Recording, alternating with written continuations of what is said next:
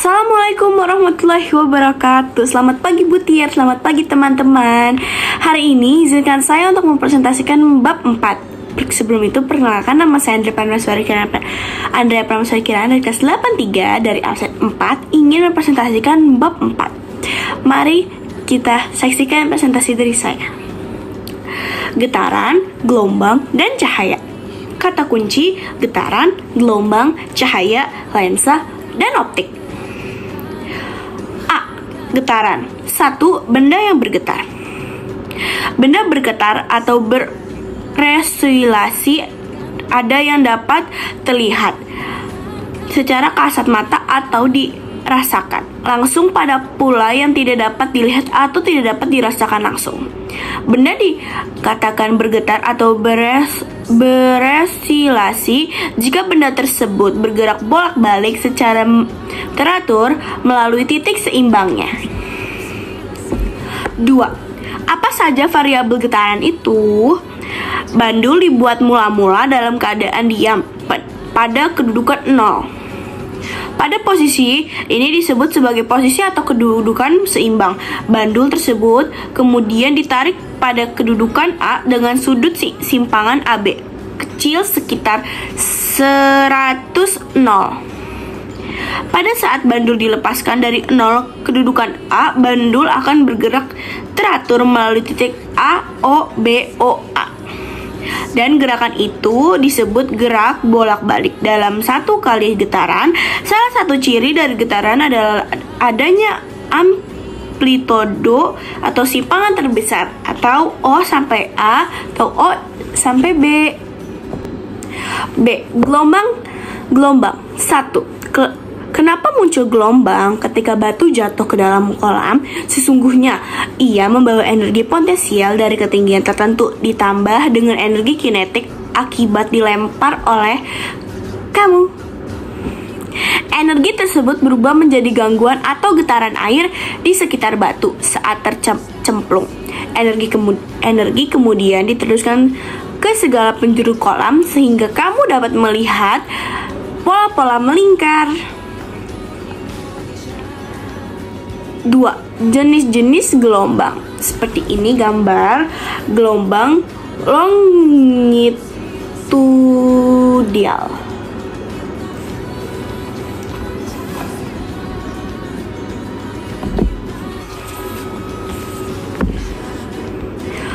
Pada gambar di atas, jika kita menjumlahkan jarak bukit titik A ke C dan jarak lembah titik C ke E, kita akan mendapatkan satu panjang gelombang transversal atau yang disebut sebagai lambda A.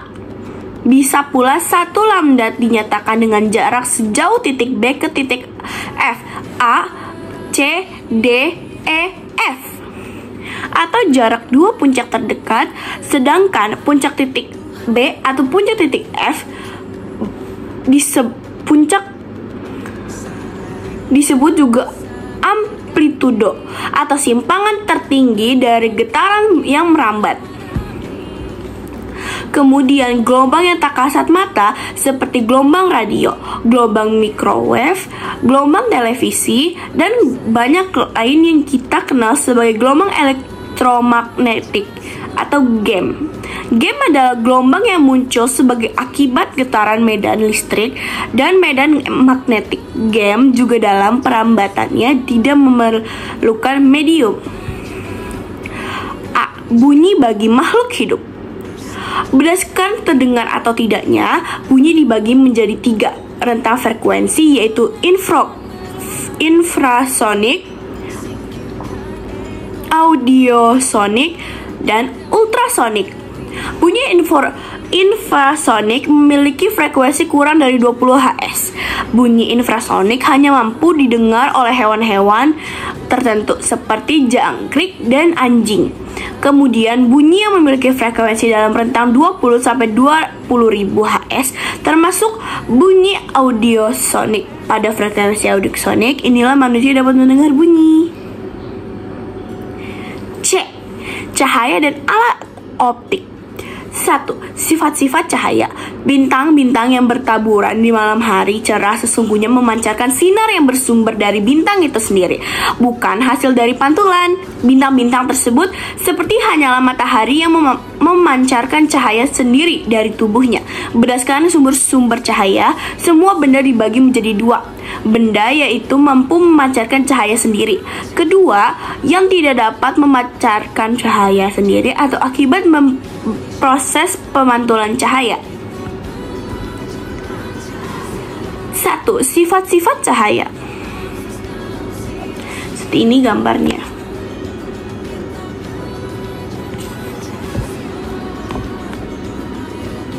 Dalam gambar tersebut terdiri atas sinar gamma, sinar X, sinar UV, inframerah, gelombang mikro, gelombang radio. Cahaya tampak, panjang gelombang atau NM.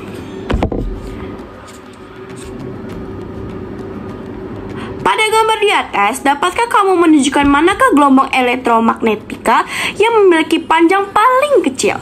Tahukah kamu apa manfaatnya? Kemudian, gelombang elektromagnetika cahaya tampak menjikuhibiniu memiliki panjang gelombang di pertengahan. Cahaya tampak inilah yang termasuk gelombang elektromagnetika yang dapat kita lihat melalui mata telanjang seperti cahaya pelangi. 2. Indera penglihatan. Warna-warna cahaya yang dapat dilihat oleh mata sangat bergantung pada panjang gelombang dari gelombang cahaya yang masuk ke mata. Misalnya, seperti cahaya hijau yang memiliki panjang gelombang sekitar 500 nm atau nanometer akan dapat terlihat apabila benda-benda yang berwarna hijau menyerap semua spektrum cahaya selain sepanjang gelombang 500 nm atau nanometer. Jadi, kita dapat menyimpulkan bahwa semua benda hanya akan memantulkan spektrum cahaya yang berwarnanya sama persis dengan warna permukaan benda yang datang kepadanya. Sehingga kita dapat melihat sesuai warna-warna benda tersebut, selain dari gelombang cahaya yang memantul ke mata kita. Kita juga perlu memahami mata itu sendiri, karena tanpa mata yang sehat, kita juga tidak dapat melihat benda-benda dengan berbagai warna di sekitarnya. Seperti ini contoh gambar mata.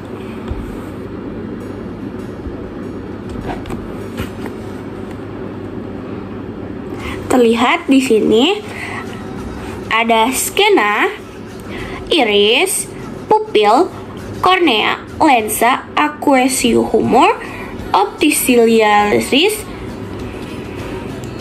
vitreous humor, bintik buta, saraf optik, pembuluh darah, retina, dan koroid. Organ mata manusia sungguh merupakan kebesaran Tuhan Yang Maha Esa. Mata diciptakan tersusun atas beberapa bagian yang saling melengkapi. 3. Alat optik. Mata manusia memiliki keterbatasan untuk kemaslahatan kehidupannya, maka manusia menciptakan alat-alat bantu dalam penglihatannya. Seperti ini contoh salah satu gambar.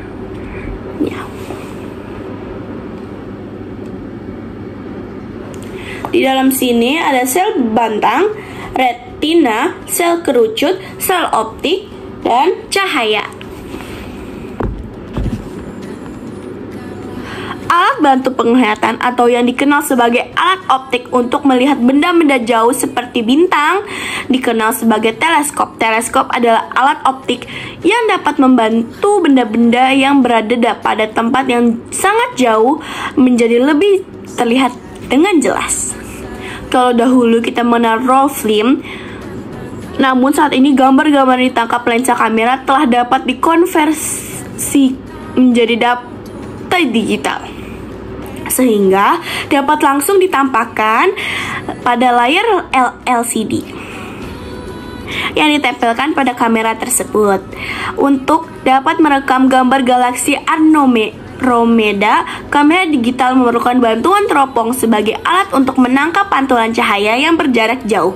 Jadi, kamera jauh dikombinasikan dengan teropong yang memiliki lensa dengan perbesaran yang cukup. Seperti ini contoh gambarnya.